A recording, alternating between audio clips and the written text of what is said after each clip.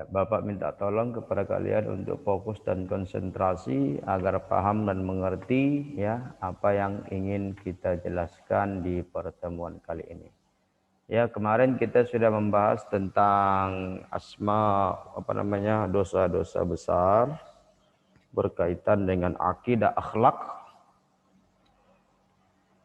Pada saat ini kita akan membahas tentang salah satu judul ya dalam fikih ya, fikih jinayat ya. Kalau dalam hukum konvensional ya, jinayat ini biasanya disebut dengan hukum pidana ya. Berarti hukum pidana yaitu kejahatan, kerusakan yang dilakukan seseorang terhadap orang lain. Jadi ada 5 slide ya. Tujuan pembelajaran pertama diharapkan siswa mengerti tentang satu dasar larangan ya. Pembunuhan, menghilangkan nyawa seseorang tanpa hak. Qisas ya dalam pandangan Islam, ketentuan syarak tentang diyat, kafarat dan hikmahnya serta contoh-contohnya. Oke, kita masuk ke slide kedua. Ya, dasar hukum larangan pembunuhan, menghilangkan nyawa seseorang, yaitu banyak ya di dalam Al-Qur'an yang menjelaskan tentang larangan kita ya untuk melenyapkan nyawa seseorang. Jangankan orang ya, hewan sekalipun kita tidak boleh membunuhnya tanpa alasan yang jelas. Ya, hewan atau mungkin tumbuh-tumbuhan karena tangannya usil, misalkan melintas di jalan itu dipatahkannya ujung daun, ujung tumbuhan itu. Nah, jahil kali tangannya. Ada bunga tetangga yang lewat dari pagar lagi jalan, dia dipatahkannya, dicabutkannya. Nah, ya. Itu tumbuh-tumbuhan, ya. Hewan, konon lagi manusia. Ya, dalam surah Al-Isra salah satunya itu ayat 33, wala taqtulun nafsal lati harraballahu illa bil haqq. Ya, janganlah kalian membunuh orang yang diharamkan Allah membunuhnya kecuali dengan sesuatu alasan yang dibenarkan. Jadi alasan yang dibenarkan untuk melenyapkan nyawa seseorang itu ada 3. Ya, yang dikukuhkan dalam hadis Rasulullah. Yang pertama itu apa? As-saibuz zani, ya, orang yang sudah menikah tapi masih berzina dia. An-nafsu bin nafsi, orang yang membunuh ya harus dibunuh. Wat-tariku lidinihi, orang yang meninggalkan agamanya atau murtad. Tapi anak-anak Bapak sekalian, ya, memahami hadis ini jangan tekstual. Harus kalian pahami, ya. Hati-hati karena sekarang banyak aliran-aliran, banyak pemahaman-pemahaman ataupun banyak mungkin ceramah-ceramah di media sosial yang kita tidak tahu sumber dan dasar sebenarnya, ya. Hanya mencomot, mengambil hadis, matan hadisnya saja tanpa mengikuti penjelasan para ulama. Contoh seperti ungkapan, siapa yang murtad halal darahnya, harus kita bunuh, harus kita bakar, harus kita asingkan dari daerah ini, dari komplek ini, dari perumahan ini. Karena Rasulullah bersabda dalam hadis riwayat Muslim, memang betul. Ya, itulah redaksi yang disampaikan oleh baginda Rasul. Namun prakteknya di masa Rasulullah, ya, ketika ada orang yang berzina, ketika ada orang yang membunuh, ketika ada orang yang murtad, disidang dulu. Ada persidangan khusus yang menanganinya, ada ketentuan-ketentuan saksi yang melihat kejadian perkara di TKP-nya itu, ya, tempat kejadian perkara. Kemudian ada korban dan ada pengakuan dari pelaku. Bukan sembarangan. Ya, kadang banyak ustadz-ustadz yang kemarin, ya, ustadz yang tidak jelas kita dari mana asal ustadznya, ya, pala-pala sudah jadi ustadz dia. Ya, hanya bermodalkan baca hadis serta terjemahan, nah udah pandai dia cakap. Nah, jangan. Hanya anak bapak ketika melihat ceramah-ceramah di YouTube, ya, ketika ada yang nge-share di grup-grup WA, sosial media lainnya, ya, harus dilihat dan diperhatikan siapa yang menyampaikan. Jangan sampai kita sesat, ya. Ya. Jangan sampai kita bukan semakin baik, malah semakin jauh dari agama Allah. Oke, yang ketiga, macam-macam kital, ya, pembunuhan, yaitu ada 3 macamannya. Ya, pertama, ya, pembunuhan qatlul amdi, ya, qatlul amdi ini, yaitu yang dilakukan secara sengaja dengan niat, ya, benar-benar ingin membunuh, menghilangkan nyawa menggunakan alat yang memungkinkan terjadinya pembunuhan. Contoh menembak, memukul dengan alat yang berat dan sebagainya, ya. Jadi orang yang menghilangkan nyawa seseorang, maka ia akan kekal dan abadi di dalam neraka. Oke, itu dia pembunuhan sengaja, istilah bahasa Arabnya qatlul amdi. Ya, kalau di syariat Bani Israel dulu apa? Siapa yang mengqatala nafsan, ya, maka annama qatalan nasa jami'a. Siapa yang membunuh satu jiwa, maka seolah-olah, ya, dosanya seperti ia membunuh seluruh manusia. Ada yang diistilahkan dengan pembunuhan semi sengaja, qatlu syibhul amdi, ya, yaitu pembunuhan yang dilakukan secara sengaja terhadap korban tetapi tidak disertai niat yang untuk membunuh. Misal kita melempar, ya, mencampakkan, ya, melempar korban dengan benda ringan, dengan tongkat atau kerikil atau dengan tisu. Tapi tisunya pula janganlah sudah diisi batu kan gitu. Atau kayak istilah itu, ya, ada jeruk. Jeruk kan lembut. Tapi diletakkan dalam freezer udah 3 hari 3 malam dalam freezer. Udah keras, dilemparnya sundulgan katanya. Sundul kawan tuh, dipikirnya masih jeruk. Rupanya sudah keras kayak batu dalam freezer 3 hari. Benjol juga lah kepala waktu kan. Nah, jangan begitu. Jadi istilahnya qatlu syibhul am ini, pembunuhan semi sengaja ini, istilahnya memang dia niat untuk melempar seseorang, melakukan hal-hal itu tadi, ya, tapi tujuannya bukan untuk membunuh, untuk canda, untuk rileks gitu, main-main, karena menggunakan alat yang menurut kebiasaan tidak dapat menghilangkan, melenyapkan nyawa seseorang, ternyata meninggal, ya. Canda-canda lah mungkin kita kan, biasalah kalau mungkin lagi offline, apa namanya, kalau kita tatap muka di depan, ya, kejar-kejaran, ya, ternyata datang kawan, lempar pakai sepatu, tiu, kena kepalanya, tumbang langsung meninggal. Kita kan heran, masa pakai sepatu langsung meninggal? Berarti kan memang kita berniat untuk melempar dia pakai sepatu tadi. Tapi kan sepatu kita kan sepatu karetnya sepatu kita, kecuali sepatu main bola yang ada drat besinya itu. Nah, kalau itu pula memang niat membunuh lah gitu itu kan ada besinya.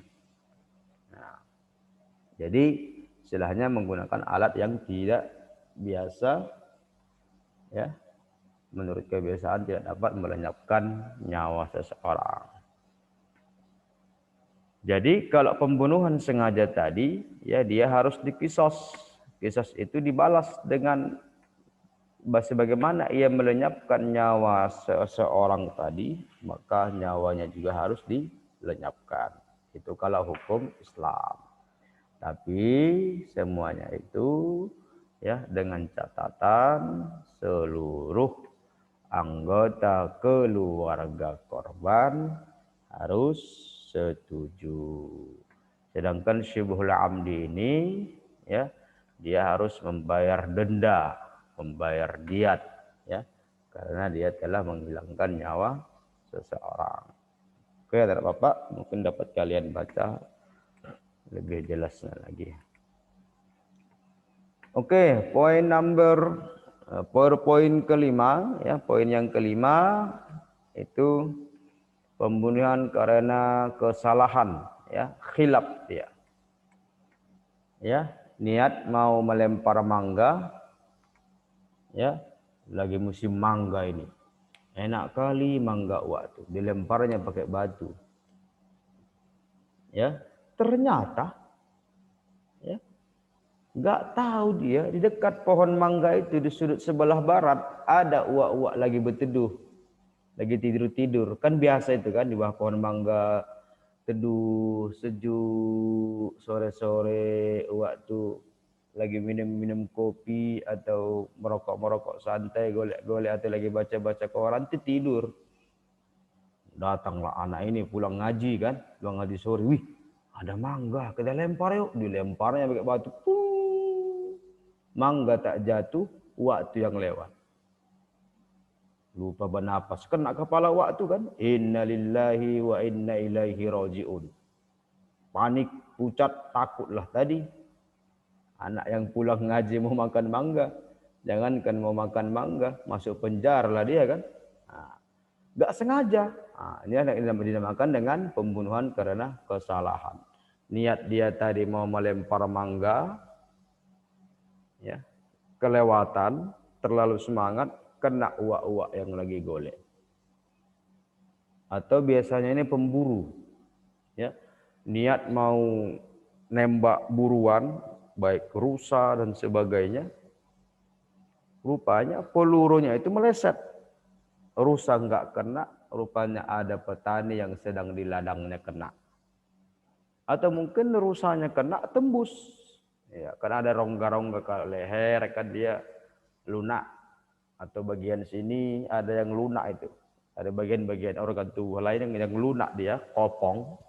Ketika ditembak pun bisa-bisa peluru itu ya tembus ya sehingga mengenai seseorang. Nah, diteliti, dilihat reptilnya, oh ini nomor seri sianu ini, kan gitu. Tanpa sengaja, ya, lempar mangga atau berburu dan sebagainya. Ya. Yang lebih jelasnya boleh kita baca di sini ya apa yang dijelaskan oleh pengarang buku kita. Bahwa di sini dijelaskan beliau bahwa pembunuhan karena kesalahan itu diistilahkan dalam bahasa Arab qatlul khata ya, yaitu pembunuhan yang disebabkan salah dalam perbuatan. Ya. Salah dalam perbuatan. Ibaratnya kita niat mau mancing ikan. Rupanya yang makan pancing kita buaya. Yang makan umpannya buaya. Atau kita niat memancing ikan, yang terpancing ular. Padahal kita nggak niat. Nah gitu. Jadi ini juga ya, pembunuhan, menghilangkan nyawa seseorang ya disebabkan salah dalam perbuatan. Tak ada niatnya. Tak ada niat dia untuk menghabisi nyawa tadi. Salah dalam maksud dan kelalaian. Salah dalam perbuatan, ya, seperti mau menembak binatang, ternyata mengenai orang lain. Salah dalam maksud seperti orang mengendarai kendaraan, nabrak, ya, orang hingga meninggal. Tertabraknya orang yang lagi melintas, melewat, menyeberang. Enggak niat nih kita kan. Kita kan mau naik sepeda motor, memang mau tujuan dari Johor ke Simpang Limun umpamanya. Ada orang yang ugal-ugalan, suka-suka dia, nyebrang, melintas saja, tertabrak kita. Ketika ditanya, kamu nabrak ya? Iya Pak, tapi kan saya nggak sengaja Pak. Saya khilaf Pak, saya salah Pak. Kan nggak mungkin kita sengaja dari Johor naik kereta, sepeda motor, mau ke Simpang Limun. Aku mau nabrak orang di jalan ini. Harus kutabrak orang di jalan ini. Setiap simpang wajib kutabrak. Harus ada korbannya. Setiap gang harus ada korban yang saya tabrak. Kan nggak ada orang niat gitu kan? Ada nggak? Ya? Bang Bagi Ihsan ada pernah niat gitu? Begitu keluar garasi, burung, tabrak kedua sekali waktu dulu. Biar tahu dia rasa sakitnya. Kan nggak ada kan? Tapi tertabrak kita. Kan kesalahan itu. Kesalahan yang tidak ada niat di awalnya. Ternyata di visum, dicek meninggal waktu. Umpamanya ya Bang Ihsan ya. Ya. Itulah dinamakan dengan pembunuhan kesalahan. Kita salah, tidak berniat pada dasarnya. Atau kelalaian, ya, salah dalam kelalaian artinya tidak kenal sasaran, membabi buta. Contoh terjadi pengeroyokan, ya, antara kampung dengan kampung sebelah. Nggak tahu kita mana lawan mana kawan. Sama hitam semua, mati pula lampu. Tengah malam. Niat kita untuk membela diri, menjaga diri, mempertahankan diri kita, menjaga nyawa dan harta kita dan keluarga kita. Datang orang mengeroyok kita. Kita membabi buta, kita hajar semuanya dengan alat yang kita miliki. Ternyata tanpa disengaja umpamanya. Konaklah tukang kebun kita. Niat dia untuk membela kita. Jangan Pak, udah Pak. Tuh. Kena pisah tukang kebun. Padahal tukang kebun ini tinggal di rumah kitanya. Nggak tahu kita. Kita pikir tadi dia perusuh yang datang. Nah, gitu. Maka disitulah dinamakan dengan kelalaian atau salah sasaran. Atau kalau dalam peperangan dinamakan adalah membunuh kawan sendiri. Membunuh kawan sendiri dalam suasana perang karena tidak diketahui mana musuh, mana kawan. Oke, anak bapak sekalian yang dimuliakan Allah Subhanahu wa taala. Itu dia tadi poinnya, ya. Bahwa pembunuh yang sengaja, ya, bahwa ada qital dalam pemahaman syariat Islam itu ada 3, qatlul amdi, pembunuhan yang sengaja, dinamakan dengan qatlul syibul amdi, semi sengaja, ada yang dinamakan dengan qatlul khata. Ya. Tapi semua ini, ya, dapat terjadi dan pelakunya ada hukuman ketentuan-ketentuannya, namun itu harus ditetapkan oleh qadhi atau hakim. Ya, jangan pula kita menghakimi sendiri, tidak boleh. Harus ada ketentuannya. Tak boleh kita menghakimi sendiri. Ya, kita keroyok dia. Kau yang membunuh uakku kan, kubunuh kau sekarang. Nggak boleh. Kalau bahasa warung kopinya kan gitu. Kemarin kau yang jegat aku di jalan Simpang Limun kan, aku jegat kau di sini. Nggak boleh. Harus memang ada wadah, ya, tempat, ya, kayak pengadilan tertentu yang menyidangnya, yang mengeksekusinya, tapi atas persetujuan dan izin ahli waris dari korban itu sendiri. Oke anak bapak rasa itu, ya, yang bapak jelaskan. Jika ada yang kurang paham dan mengerti, ya, di grup kita sudah bapak bagikan juga. Ya, bapak persilahkan untuk bertanya. Apa yang mau ditanya, Waktu kita mungkin masih ada kira-kira 15 menit lagi atau lebih ya. Hampir ke 20 menit ya, karena kita menggunakan Zoom yang gratisan ini hanya 40 menit durasinya. Oke, ada pertanyaan Bang Ihsan? Kak, saya mau nanya. Iya, apa Kak Dipa? Di bagian pembunuhan sengaja itu kan ada syaratnya. Apa itu? Syaratnya katanya sedangkan korban adalah orang yang dilindungi darahnya. Itu maksudnya apa? Korban yang dilindungi darahnya adalah pertama, bukan termasuk dari yang 3 tadi. Yang dihalalkan darahnya kan pezina yang sudah berumah tangga, yang murtad, ya, atau apa itu lagi tadi? Apa itu lagi? Ya, membunuh. Nah, itulah istilahnya yang dijaga darahnya. Artinya setiap orang itu terjaga darahnya, tidak ada yang boleh bertindak semena-mena, tidak ada yang boleh bertindak sesuka hatinya. Semua ada aturannya. Itu dia Kak ya. Jadi kalau kita tengok ada orang murtad, ya, halal darahnya, mari kita bunuh, nggak boleh. Ya, harus memang ada hukumnya, penentunya, ada wadahnya. Ya, kalau di Indonesia belum ada, ya, palingan nanti kita laporkan ke pengadilan agama, di sidang dan sebagainya, sehingga ada sikapnya. Tapi kalau di negara Islam, dilaporkan, jelas, diminta ia untuk rujuk kembali ke Islam, tak mau, maka halallah darahnya di situ.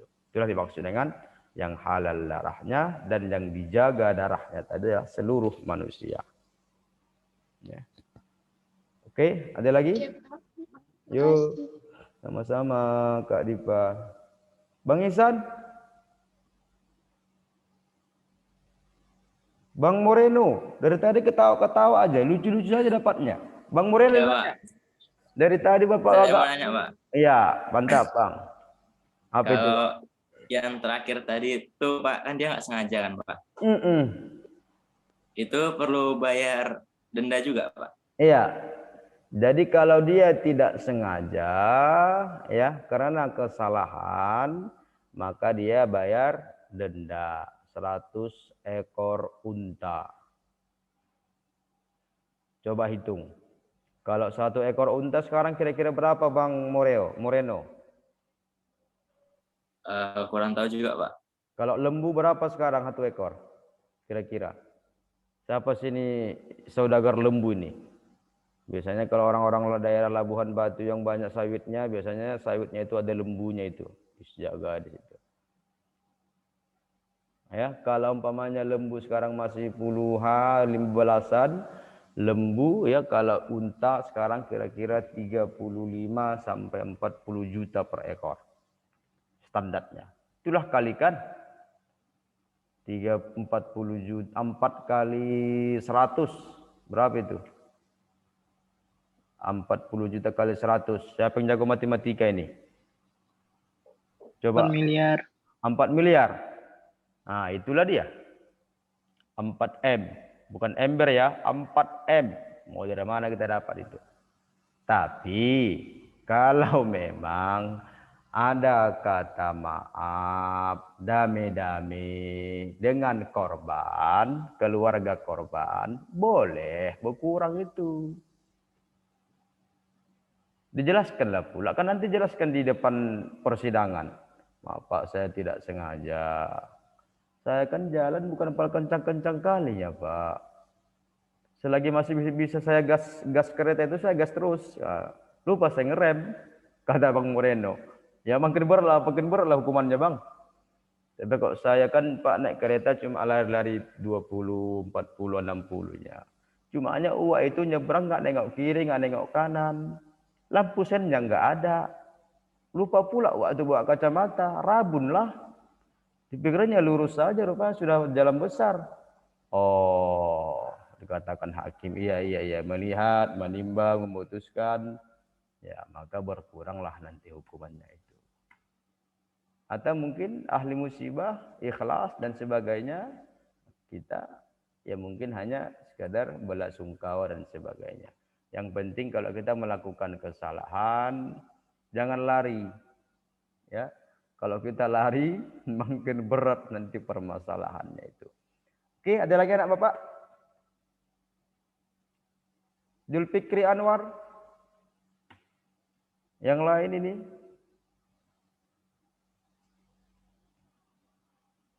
Mana? Bang Raihan? Bang Ihsan? Goyang-goyang kepala kayak dengar musik disco deh, gini-gini nih. Bang Ihsan? Nggak ngantuk, Pak. Jangan ngantuk. Minum kopi, Bang. Udah ngopi belum, Bang Ihsan? Tapi kopi hitam ya, jangan kopi saset. Kopi saset nggak bagus untuk lambung, Bang. Kopi hitam. Ya, itu bagus. Sekali-sekali. Malah dianjurkan. Sekali sehari, 2 kali maksimal. Tapi kalau kebanyakan gembung juga perut. Nah, gitu. Ada? Pak, saya mau nanya lagi. Boleh. Selagi masih ada waktu. Kalau yang pembunuhan sengaja tadi, Ya. pelakunya halal darahnya untuk dibunuh kan, kalau misalnya keluarga korban mau gitu. Iya Tapi betul. kalau pembunuhan semi-sengaja sama pembunuhan karena kesalahan itu boleh nggak? Bayar denda. Pelakunya Nggak berarti boleh dibunuh. keluarga korban nggak boleh. Iya, karena dia kan ada unsur ketidaksengajaan di situ. Masa kita lempar dia pakai sepatu lagi canda-canda istirahat kan? Waktu sekolah kita umpamakan kita lagi sekolah di SMP SMA Harapan 3. Tan istirahat. Canda-canda kita lempar pakai sendal ya. Main-main kan ada sekarang kan lagi musim kan? Permainan anak sekarang lempar sendal. Ting. Kena polipisnya. Langsung tumbang. Meninggal. Dicek dibawa ke klinik, dicek urat nadi, nggak ada lagi denyutnya. Ya memang kita bersalah. Tapi kan ketika nanti di ruang pengadilan, persidangan dijelaskan. Kok bisa meninggal ini? Iya, gimana Pak? Kami main-mainnya Pak, canda-canda. Saya lempar dia pakai sendal. Sendal saya bukan sendal terbuat dari besi. Karetnya ini Pak. Soal ya sendal kami sendal sholat di SMA Harapan 3. Tapi gimana lagi? Mungkin ditakdirkan Allah begitulah jalur dan riwayat kehidupan dia bahwa nanti tertulis di Lauhul Mahfuz si fulan meninggalnya dilempar pakai sendal. Sendal swallow pula ya. Kurang berkelas ya. Kalau sendal kulit apa tadi, kulit buaya masih enak ya kan. Telah meninggal seseorang dilempar pakai sendal swallow atau sendal wudhu masjid. Tapi nggak apa-apa lah kalau sudah mau seperti itu ya. Maka ketika sudah dijelaskan di pengadilan, maka ahli bait, ahli musibah tidak berhak mengkisos, tapi membayar fidyah, membayar diat ya, membayar denda. Karena kalau memang dikisos pun kita tetap dilempar pakai sendal. Mana pula mati dilempar pakai sendal? 100 kali pun dilempar pakai sendal kita ting. Paling kan sakit kan, lembam atau biram atau merah sakit gitu kan. Enggak akan meninggal orang dilempar pakai sendal.